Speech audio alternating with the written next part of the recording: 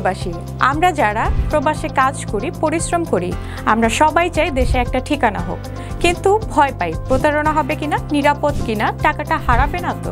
আজ আমি এমন একটা প্রজেক্ট সম্পর্কে বলবো যেটা এই ভয়টা দূর করে দিয়েছে। তার নাম প্রবাসীর সিটি লিমিটেড।